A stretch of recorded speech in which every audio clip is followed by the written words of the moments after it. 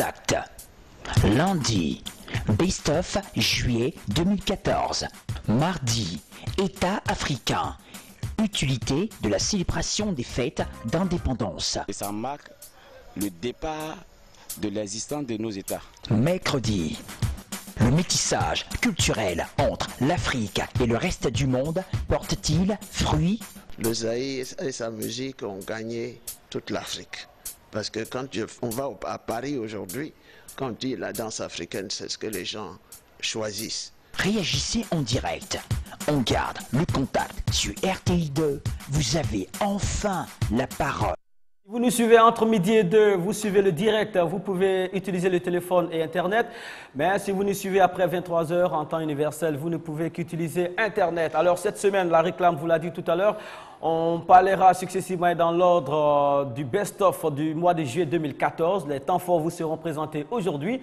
Vous aurez droit aux performances de nos chroniqueurs et aussi vous avez le choix entre différents sujets.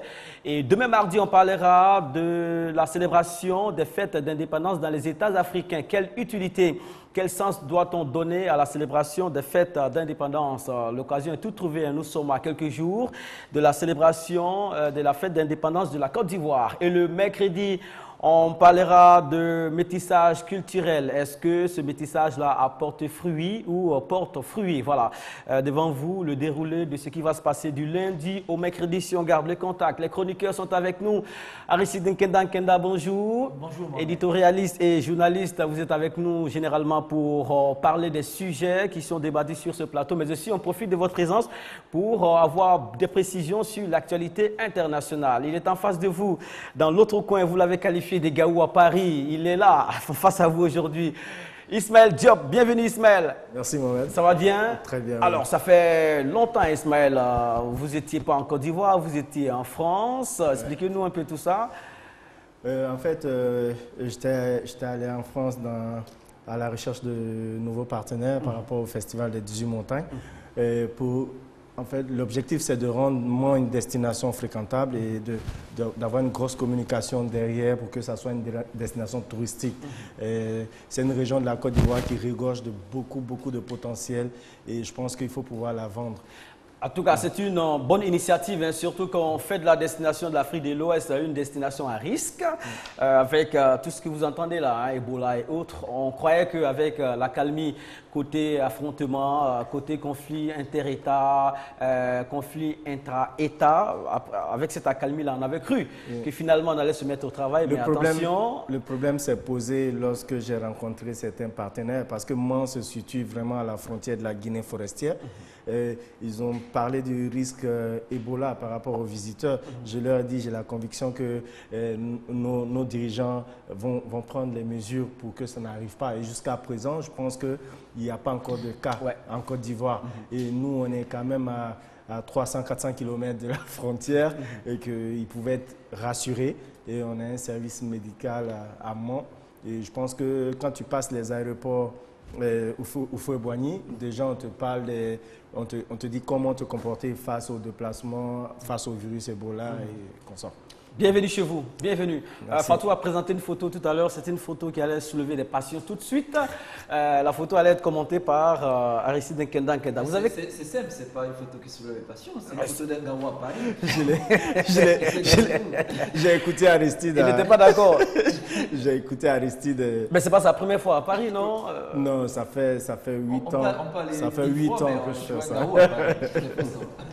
En tout cas, bienvenue. Alors, vous tombez dans le best-of. On parlera des temps forts du mois de juillet 2014. Beaucoup de sujets ont été débattus ici. Aujourd'hui, on passera à quelques réactions concernant l'entretien des aires de loisirs dans les grandes villes africaines. Et aussi, on parlera des pros africains. Pourquoi peinent-ils à convaincre en sélection nationale? Vous comprenez bien, on était dans la période de la Coupe du Monde. Patrick Ndiaka est avec nous. Patrick, bonjour. Oui, bonjour Mohamed, bonjour aux téléspectateurs. Relais Internet, interface entre nous et l'extérieur, surtout les internautes qui écrivent beaucoup. Nous sommes à combien d'abonnés aujourd'hui, au jour d'aujourd'hui? Nous sommes presque à 10 000 abonnés, Mohamed, très proche des 10 000. Et je pense que c'est l'occasion pour ceux qui n'ont pas encore fait d'aimer la page de notre émission On garde le contact. Voilà, il faut aller sur facebook.com/on garde le contact. Vous cliquez j'aime, voilà, et vous compléterez le nombre d'abonnés à plusieurs milliers d'abonnés. Hein, voilà. Et je pense que c'est un pouvoir déjà que vous avez entre les mains, Patrick. Oui. Il Je faut suis fier de l'avoir d'ailleurs. voilà, il faut analyser, voilà, il faut bien utiliser ce pouvoir-là. Il ne faut pas abuser du pouvoir, Voilà. comme on le dit. Très bien. Ok.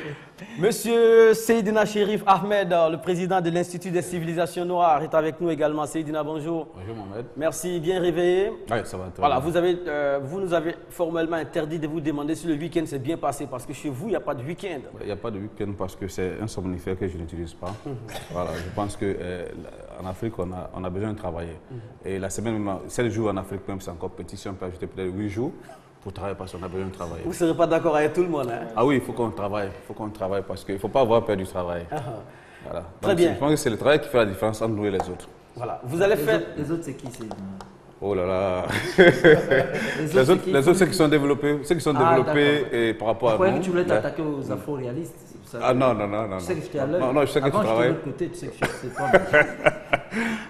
Mais c'est vrai qu'il s'est déplacé d'un bout à l'autre. Oui. Docteur Gabré, Chronique Santé. Bonjour docteur. Bonjour Mohamed, je suis toujours d'attaque parce que je vis en parfaite symbiose avec la nature. Et le mercredi, vous avez décapsulé un sujet qui a attiré notre attention. Il s'agissait de l'hémorroïde. Alors, Voilà. je dois vous dire que les téléspectateurs n'étaient pas du tout contents parce qu'on a dit mais pourquoi Mohamed n'a pas voulu te laisser parler? Je dis mais Mohamed, j'ai un programme chargé.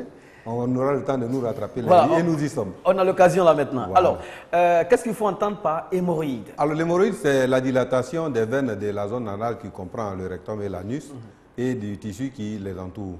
Alors il faut dire que les varices qui apparaissent, les pieds, sur les jambes, là, ressemblent étrangement, disons, à la dilatation des veines qui apparaissent au niveau du rectum. Et cela nous amène aux causes. Pourquoi la dilatation de ces veines?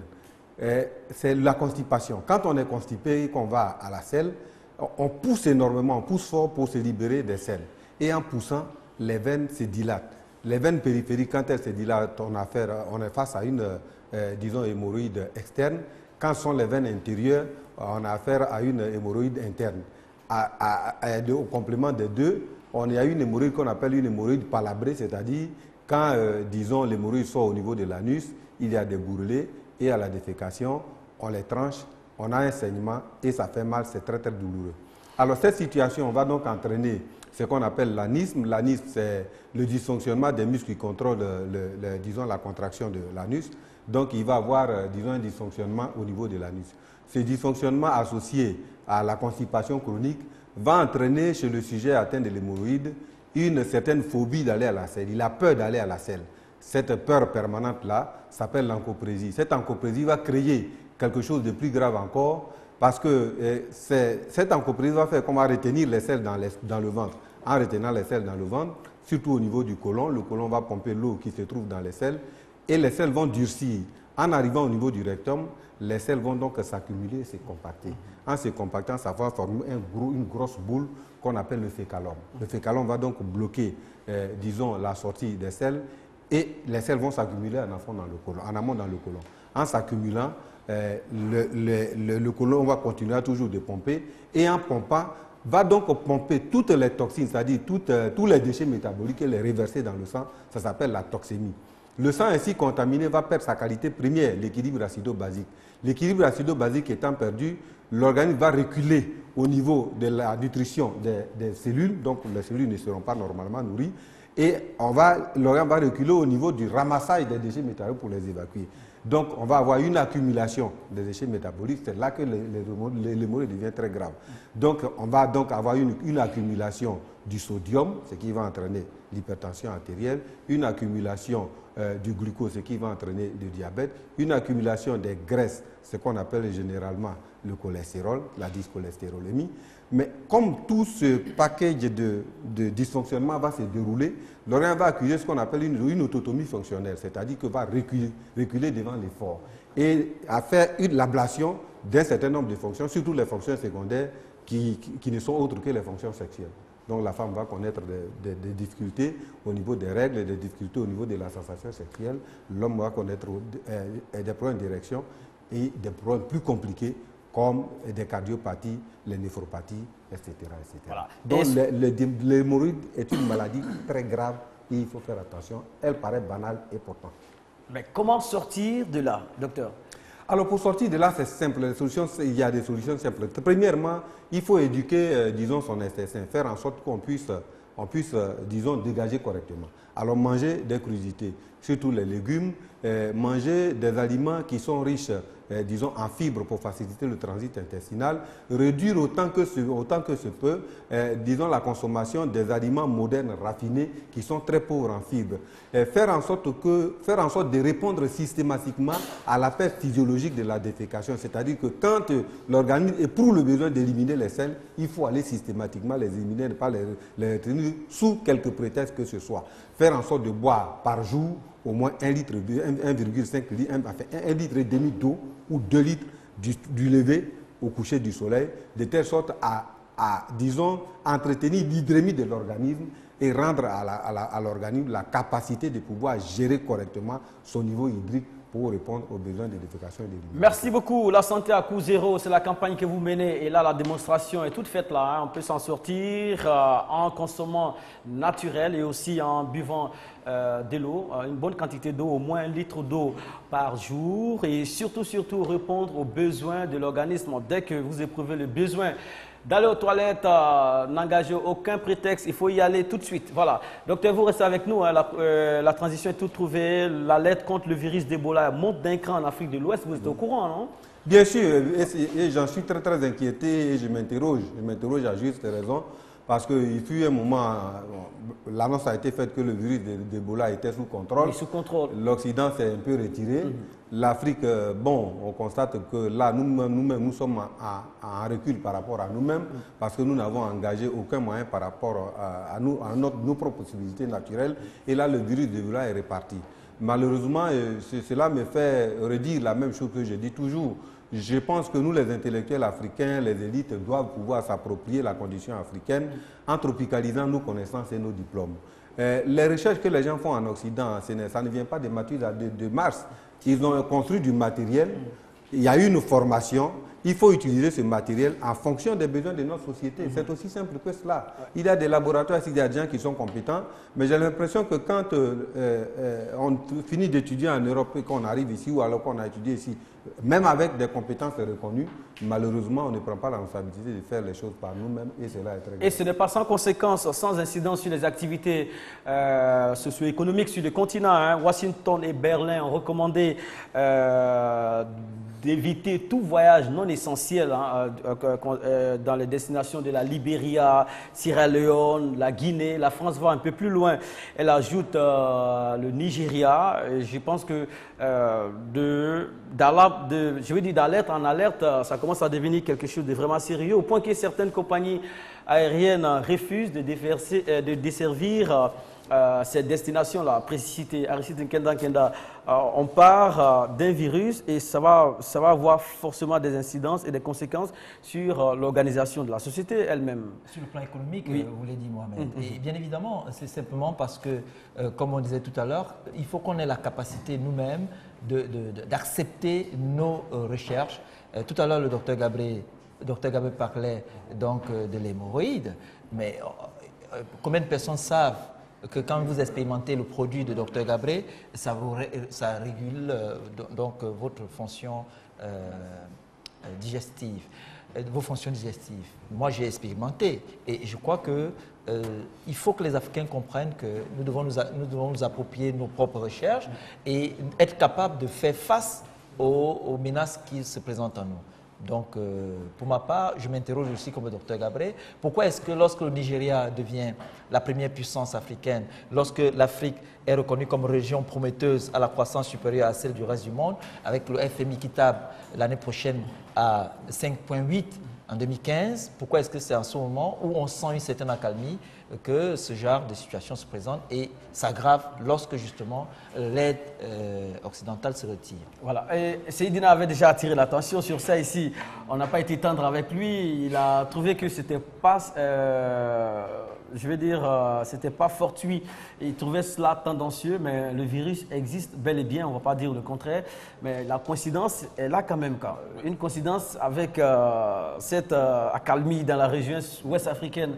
C'est une coïncidence curieuse et étrange, comme le grand frère vient de le dire, parce que maintenant il n'y a plus de guerre en Côte d'Ivoire, Il n'y a plus de guerre en Sierra Leone, ni au Libéria. Il n'y a plus de guerre en Guinée.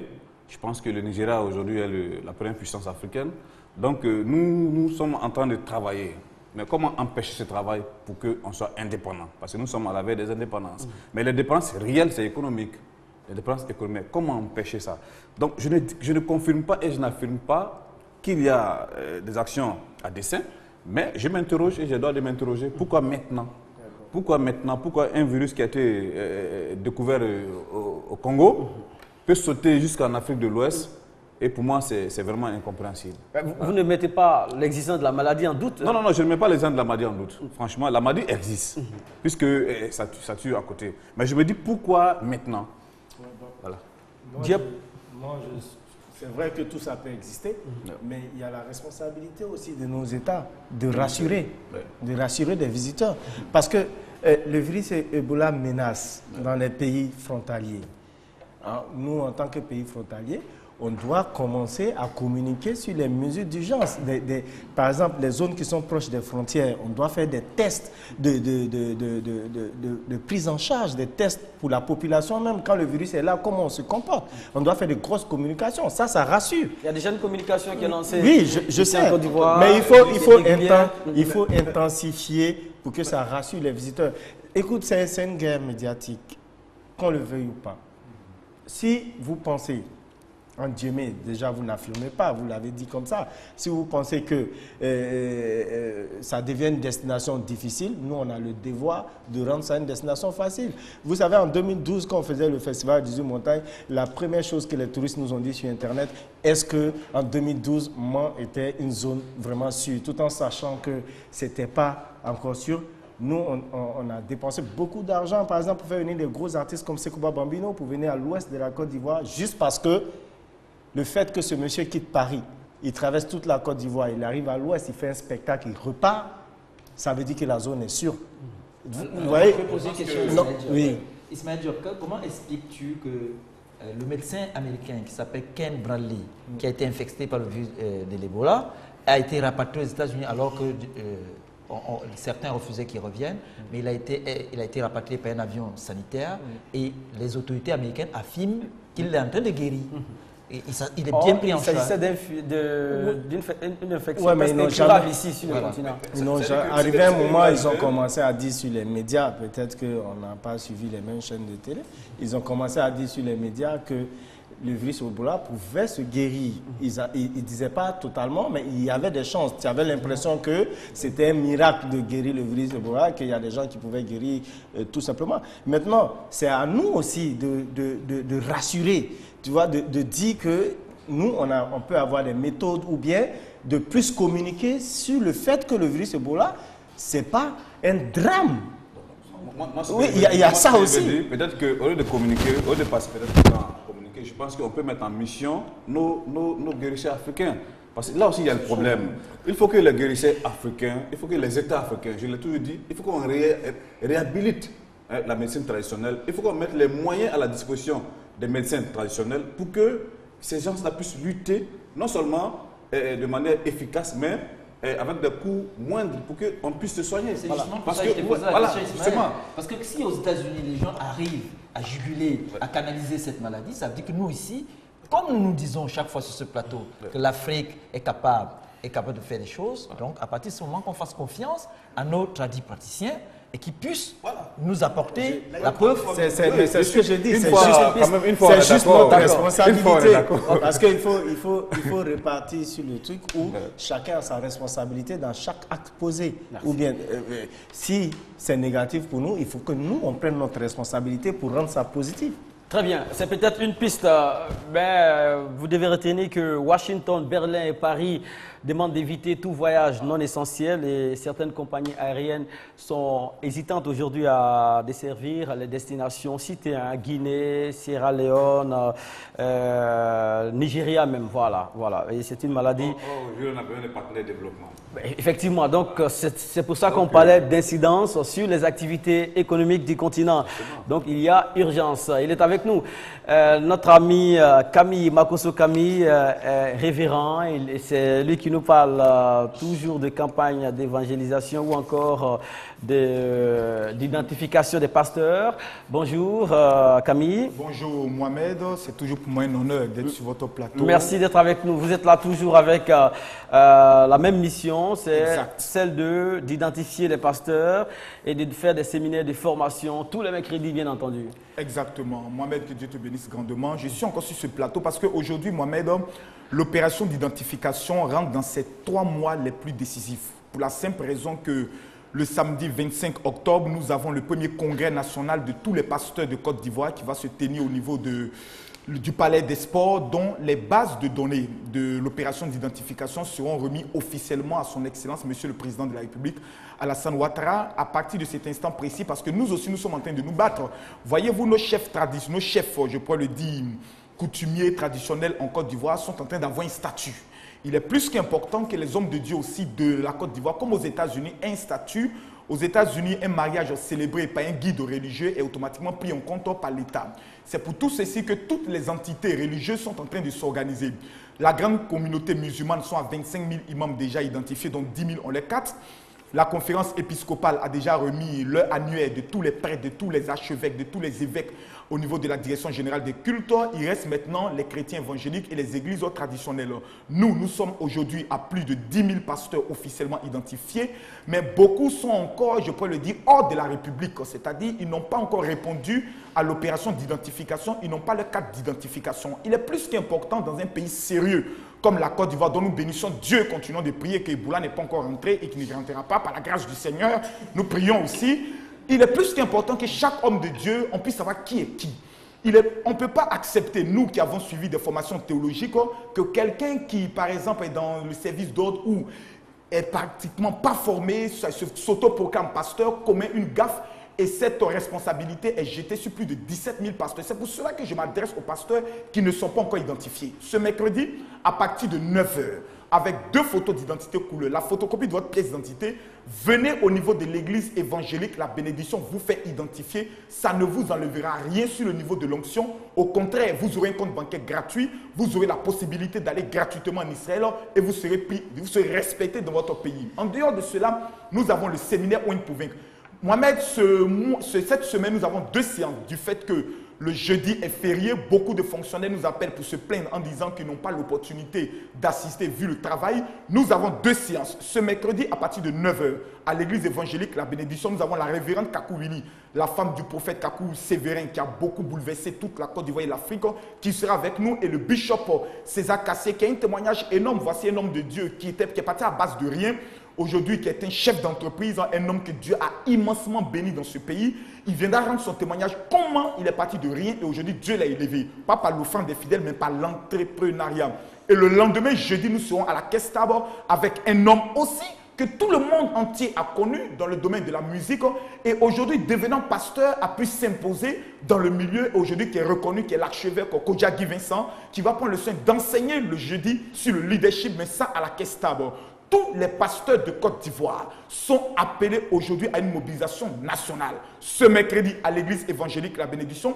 Et le jeudi, on se retrouve tous ces fériés, les laïcs et autres, au niveau de la Caisse Tabor pour écouter ces hommes qui ont un témoignage remarquable et remarqué en Côte d'Ivoire. Merci. Révérend Makosso, le message reste le même. Identification des pasteurs et séminaires de formation.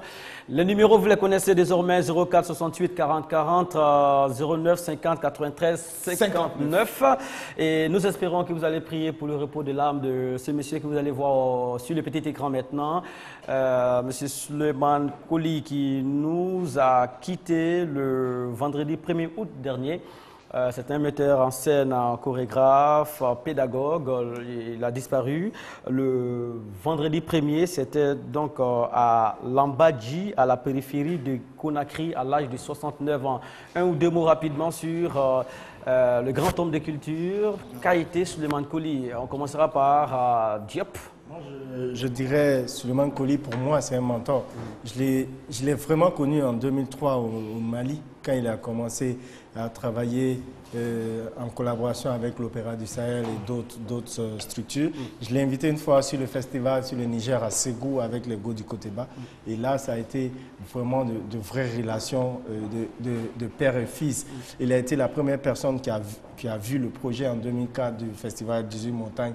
Et c'est le premier qui m'a dit, écoute petit, fonce. La dernière fois on s'est vu, c'était au Massa. Je pense que c'est un grand homme que la culture vient de perdre, un grand conseiller. Un travailleur. Et Seydina est inquiet, vous avez une inquiétude par rapport à cette disparition? J'ai une inquiétude, je souhaiterais que, parce qu'un artiste en temps réel ne meurt pas. L'artiste ne meurt pas s'il a enseigné, si ses œuvres sont perpétuées par ses étudiants ou bien par quand même ceux qu'il aime. Donc vraiment, je souhaite que ce qu'il a formé puisse perpétuer son œuvre. Et c'est très important. Moi, je pense que la mort aussi m'a fait un faux coup parce que je pense que l'un de ses étudiants, Ahmed Fofana, voilà, il avait une œuvre que j'avais déjà écrite, une chanson qu'il a fait écouter Suleiman Koli, qui en son temps cherchait un compositeur pour ces chanteuses-là. Donc je pensais qu'on nous mettait en contact pour qu'on puisse travailler ensemble, pour que je puisse faire des compositions. Malheureusement, la mort est venue mettre son pied là-dedans. Mais je pense que le travail continue. S'il a écouté mon œuvre qu'il a aimée, je suis fier de ça parce que c'est quelqu'un qui a fait 40 ans quand même en train de démontrer ses talents partout. Voilà, c'est une référence. Patrick Ndiakan, concernant Suleiman Koli. Concernant Suleiman Koli, quand je regarde le parcours de ce monsieur, je pense que la jeunesse n'a pas d'excuses. Aujourd'hui, ça sera l'occasion pour s'inspirer de ce personnage qu'il a été. Je me rappelle une fois, j'avais lu une de ses interviews où il disait « Il espère un jour que la culture va susciter autant de passion comme c'est le cas du football ». Et nous avons récemment parlé du football africain. Nous pouvons aussi prendre des exemples palpables avec les œuvres qu'il a produites pour l'Afrique pour aujourd'hui s'en servir pour amener l'Afrique vers le développement. Né le 18 août 1944 en Zéro-Kouré, en Guinée, il était à quelques jours de son 70e anniversaire. Quelques œuvres, l'ensemble Koteba, les Godi Koteba, le jeune ballet d'Afrique noire, Djiban, qu'il a mis sur pied en 1996. Et il a été aussi conseiller du ministre de la Culture de la Guinée, Aristide Nkenda. L'œuvre de l'homme est immense. Il a des satellites un peu partout, jusqu'aux États-Unis. Awasango, qu'on a reçu il n'y a pas très longtemps, qui devient vraiment une véritable étoile. En quelques secondes, quelques mots par rapport à cette disparition. Je veux rappeler, Mohamed, que c'était un sociologue qui a aussi travaillé au ministère du Plan ici pendant 10 ans. Et rappeler simplement qu'au cours de ma carrière, j'ai eu la chance, il y a 17 ans, de le rencontrer. Il m'a accordé une superbe interview. J'étais qu'un jeune journaliste à l'époque. Prier pour le repos de son âme. On a tout dit sur ce plateau, je ne vais pas en rajouter. Et profiter pour aussi saluer la mémoire de mes deux confrères qui sont décédés. Cyprien Tressé de Fraternité Matin, avec qui j'ai travaillé pour le compte de l'OLPET, et Koné Lassine du Patriote qui est décédé hier, qui était mon collègue pendant de nombreuses années. Je voudrais ici leur rendre aussi hommage en même temps que Suleiman Koli. On passe des instants.